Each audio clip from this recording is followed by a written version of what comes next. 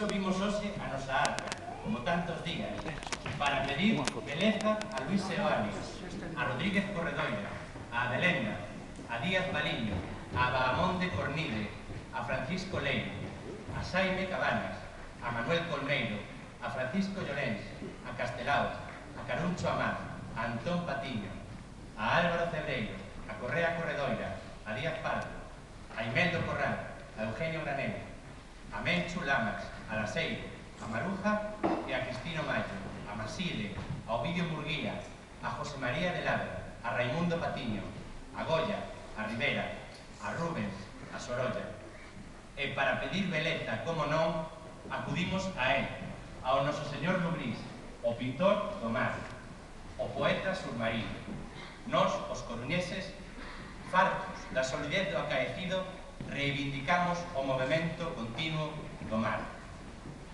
Reclamamos o soño, a serea, a áncora, o narval, as cidades esolagadas, os homes mariños, o tesouro de Rande, o bruar da Buguina, a Marola, o faro, a nosa torre, a balea, os fogos de Santeno, a agulla de marear, a San Brandán, a Verne, os 32 rumbos da Rosa dos Ventos e a eufonía dos nomes todos das pedras da torre.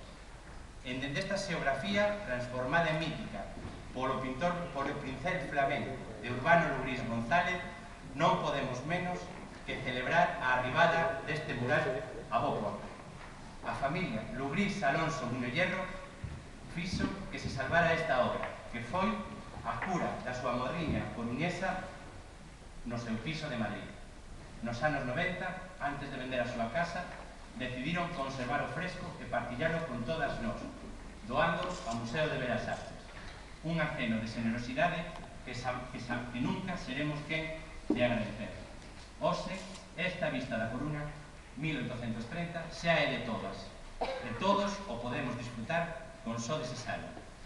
Viremos aquí nos escuros días do presente, tan semellantes a aqueles de antano nos que pintou Urbano para apoiar o noso ombreiro na arcada, xunto aos amantes Marías e Alfredo, que agardan impacientes a recalada do vapor de paletas a Peregrina, que deixou atrás San Antón, ou será San Diego.